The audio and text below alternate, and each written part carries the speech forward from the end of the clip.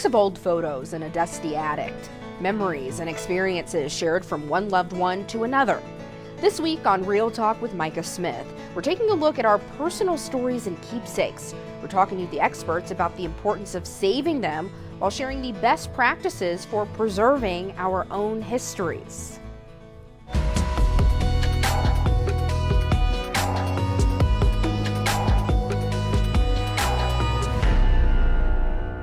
Welcome to Real Talk with Micah Smith. I am your host, Micah, and I am so glad to have you with us. Is there a family story your loved ones have passed down from generation to generation? Maybe it's a smaller detail, like how your parents or grandparents met.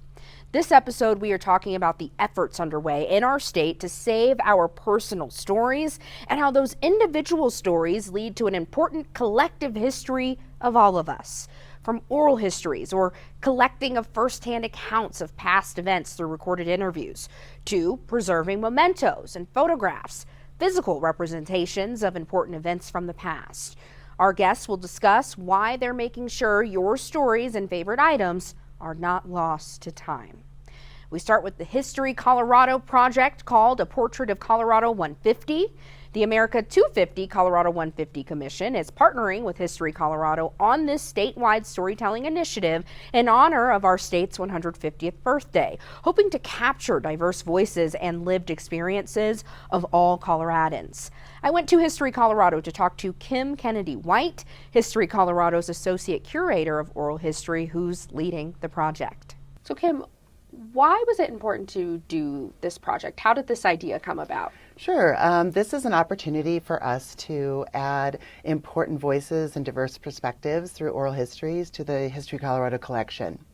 So Portrait of Colorado at 150 is a project, it's a signature storytelling initiative of the America 250 Colorado 150 Commission in partnership with History Colorado to commemorate next year's sesquicentennial. Ooh, that is a big word, it is. But it's an important word. What kinds of stories are you looking to try to preserve and commemorate?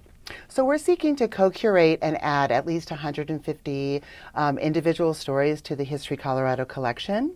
And so part of that, our team will be going around the state, every county, 64 counties across 8 regions, and just learning about Coloradans, what's important to them in their region of the state. We're looking to add diverse perspectives and voices that we don't already have in the History Colorado collection. A lot of communities have been misrepresented, underrepresented, or not represented at all in the collection. And so we saw this as an opportunity to add this much needed content to our collection. Mm-hmm. Oh, I was just going to ask, are you looking for stories as in like what people are going through today or what their families' lives are like today? Or are you looking for my family grew up here, I have roots here in Colorado? I guess what kinds of stories and the timing of those stories are you looking for? So we're open to any and all stories at this point because Portrait of Colorado, it seeks to capture sort of a portrait of Coloradans today. And so we live in a really diverse state with lots of different regions geographically, ages, racial, ethnic diversity, all of those different kinds of folks that we want to hear. What's it like living in Colorado? What's important about your corner of the state? Wonderful. Have you started collecting these stories yet? Yeah, we've started collecting. Some of these partnerships take years to develop, relationships with different communities and individuals. One of the neat things about the project is that we're offering free resources for communities and individuals to empower and excite them about recording their own stories. And so part of the project is supporting communities to collect their own stories and oral histories, and then our own team is going out and collecting oral histories as well. So it's kind of multi-pronged all over the state. Yeah. I'm so excited about this project because I just can't wait to hear what Coloradans have to say about our Colorado and just the lives that they live. So once the project is complete, how would myself or our viewers be able to actually listen to these stories? Yeah, so right now we have thousands of oral histories in the History Colorado collection. And so the new stories that are being added, we have a SoundCloud page and also a YouTube page for video oral histories. So we add those in playlists. And so the Portrait of Colorado at 150 will have those oral histories with links, and you can just go right to them and listen all day long. Nice. Is there a deadline for collecting these newer oral histories? Not really. We're going to be carrying on this work throughout the year, throughout 2026. So probably by the end of December next year, we'll start gathering those stories together, start putting them up into the collection and then on SoundCloud so people can easily listen to them. I know this is going to be the hardest question I asked you, but I have to because you get to be in charge of this incredible project. Are there any stories so far that just really stand out to you or that have stuck with you? Well, as the arts and leisure curator, that's my interest, is adding to the artistic creative voices. And so some of the stories that we've had with photographers, a lot of artists, and kind of what inspires them to live and work as artists in Colorado. We also have colleagues who are collecting stories with prisoners, for example, who are working with embroidery and saddle making. So crafting and creating while they're incarcerated. Another one of my colleagues has collected dozens of stories with farmers and ranchers. And so you think farming and ranching is the same across the state. It isn't, because we have mountains, mesas, plains, and urban areas as well. And so it's quite different across the state. So I would say that those stand out to me right now. But it's a constant bringing in of stories. And so every week there's new stories coming in. Wow. I also have to ask this, if you're interested in sharing your story. I think there are probably quite a few viewers who think, I have an interesting story to tell. I wouldn't be a part of this. Is it too late to take part, or how would that work? No, we are open and ready for business. We're hoping that people will visit our website. And if they go to the website, they can share with us any oral history or story collecting projects that they're doing currently. They can also reach out to us to learn about our free resources. We have an online oral history toolkit. We have lending resources, so if you need to borrow a recorder or a photo scanner, we can send those to communities for free. And then you can reach out and say, hey, I know someone in my neighborhood who I think would be a really great oral history. So we do have a website that I'm happy to share, and people can come to that and contact us. And last question for you, 150 years, that does not come every day, 150 years of statehood, but history is incredible. What do you think about Colorado making it to this important anniversary? Well, I think it's a long and storied history. I want to highlight how important and varied our history is, that it's not just single voices, that there's so many diverse perspectives, so many different experiences, and we want to sort of recognize and honor all Coloradans. And I think the cool thing about this project, it's about Colorado today, because we're a history museum, we're often dealing with historical information, but right now it's time for us to look at who are we today, and I think about people 50 years, 100 years in the future, and what they're going to think of Colorado. And so this project is going to put those voices out there. Kim Kennedy White, thank you so much for joining us for this Real Talk. Thank you so much. Coming up, an old family photo with slight discoloration, or a quilt that is oh so special, but has seen better days. Denver's Blair Caldwell African American Research Library is giving you the tools to make sure those keepsakes make it well past your own lifetime. This is Real Talk with Micah Smith.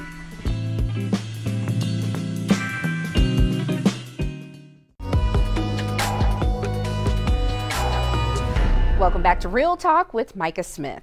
If you've ever had the opportunity to visit Blair Caldwell African American Research Library in Denver's Five Points neighborhood, you may already know that the third floor houses a museum that captures the history of the community. It's currently closed to the public for refurbishment, but right now the library is taking a new personalized approach to preserving local stories, some of which may end up in the third floor, or on the third floor, that is. Through the Preserving Legacy series, museum service staff are coming together with community members to share knowledge on best practices for protecting family heirlooms, and while also preserving overlooked stories in 5 Points. I went to Blair Caldwell and met up with Dexter Nelson II, museum services manager. So Dexter, how did the idea come about for this project? Yeah, so Preserving Legacies really came from a lot of our community feedback. We heard that they were interested in donating things to us, but they also wanted to learn how to better protect and preserve their own materials that they weren't interested in donating to us. And so we decided to create a program to really let people pick our brains and learn best practices around some archival standards. I think a lot about just my own family history and how stories and things have been passed down, and sometimes I'm like, that's a little embellished, or I don't know about that. Can you talk about just some of the practices that you share to make sure that we are sharing these stories in a holistic way and in context? Yeah, so a lot of it is around material type. And so we started with photographs, we then moved on to textiles, and then to 3D objects. Because if you have a family photograph that is, in your china cabinet in front of the sun's going to have an effect on that photo, and that photo may not be there for generations to also enjoy it if it's, being destroyed by sunlight. That's a really good point to make, and I'm unfortunately thinking of a few photographs I have that are sitting in the sunlight, so I will heed that advice. Are there any stories or items that have really stood out to you that you've come in contact with through this project? Yeah, so one collection that comes to mind is we recently acquired a collection on the Negro League baseball. Which is, I think, a story that we continually learn more about here in Denver, Colorado. And so this is a collection of photographs, of postcards, of baseballs and bats. And so really working to make sure that we are protecting that collection to the highest archival standards. Wow. You shared a little bit off camera about this, but what were some interesting things within that collection that you might be willing to share? Yeah, so some of that ranges from, we have some signed baseballs from a handful of female Negro League players, so I feel like that's pretty outstanding. We have some signed postcards from Satchel Paige, some of the biggest name players of the day, and also a photograph from the 1934 Monarchs. So that was the Kansas City Monarchs, one of the more prolific Negro League baseball teams. That's amazing. And I know that when it comes to Negro League baseball, we're talking famous Black Americans, but through this project, you're looking for just everyday families, or everyday families can participate, I should say. Yeah, exactly. Whether you've donated to the library or you have a bunch of things and you just want a better idea of how to best preserve those. We take all comers, and so you can come into our Preserving Legacies program. We tell you the best material. We give everybody a handout depending on what the conversation topic is, and that includes everything from materials, how to handle things properly, and safe storage recommendations as well. Because again, if you're going to keep your things, then that's totally fine, but we just want to make sure that these things are being preserved so that they can be enjoyed for a long time to come. How are you engaging with the community on this? Are you hosting workshops? Are you saying, come in, we'll help you? How are you doing that? Yeah, so currently it is an in-person workshop. Traditionally they've been on Tuesday nights when we're open a little later. And we've had people come in. We normally do a brief presentation, kind of set the stage, and then we turn it over to our audience. They can pick our brains, ask us, what do we think about this or that? The goal is to make sure people can leave being better equipped to better take care of their things. And what has the reaction been so far? Yeah, it's been a good reaction. So far, the people who have showed up have been really enthusiastic about the program. They've had lots of questions and comments saying, well, what about this material versus that material? And we welcome all that. Because again, some of the materials, like an archival box, some people may be hesitant or unfamiliar with that, and we say, it's not a scary thing. It looks like this. We can show people the box, what it looks like, and also where they can obtain it themselves. Dexter, what do we have here? So this is just a sampling of some of the topics we've already covered in our Preserving Legacies course. So starting out with some photos. And again, this is very standard what we do for Preserving Legacies conversation. We talk about kind of the do's and don'ts. Here we have a photograph that looks like it has some water damage. It's been obviously torn up. That's what we want to avoid, right? And so we also have a photo here with a little bit of sun damage, and you can tell from the discoloration there. The sun is one of the few things that we really can't reverse the damage once something is done like that. So we always tell people, you want to protect your things as early as you can to make sure that they don't cross kind of that line of irreparable damage. Right. We also have some textiles here as well, some fabric, and here you can kind of see it's already starting to discolor a little bit from where it's been laying out in the sun. And so we would advise on hanging practices of how to store this, whether you want to store it in your closet for safekeeping, or if you do want to have it on display, we're happy to give some pointers and tips and things like that to make sure that your material stays in the best form it can. And we have to preserve this, because shameless plug, this is from my sorority. So we got to get this one right, okay? Of course, of course. And as I mentioned before, we also show people materials. So this is a Mylar sleeve. You can put photos or documents in there, just again to make sure that that they're protected. We also, more recently, we had Preserving Legacies on newspapers and comic books. And so we were talking about kind of best practices around bagging and boarding comic books. Comics and newspapers it's essentially the same type of material. And so we talked a little bit about the history of comic books and how to best protect those, normally in a Mylar plastic bag with an acid-free backing there. So again, we just bring people in no matter what level they're at, and we try to give them something tangible they can walk away with. Another topic that we did actually was house histories. And so people come in and say, I live here, tell me about my house. And so we can help with that, but also we want to equip people to come to the library and start their own search as well. And why is all of this important, Dexter? Why is it important to preserve these things and have the ability to preserve them for yourself and your family? Yeah, because it all matters. Everyone's story is important, and again, prioritizing that accessibility and that idea that everyone has something to contribute. And so whether you want to do that through oral histories or photographs or textiles, whatever it is, we want to make sure that we are working in collaboration with our community partners to make sure that we prioritize preservation. Yeah, that is excellent work. All right, Dexter, thank you so much for joining us for this Real Talk. Yeah, thanks. The next Preserving Legacies event is Tuesday, December 30th from 6 p.m. to 7:30 p.m. and all are welcome. We still have a lot to cover this episode, including a few more projects helping underserved communities identify and save landmarks significant to their histories. This is Real Talk with Micah Smith.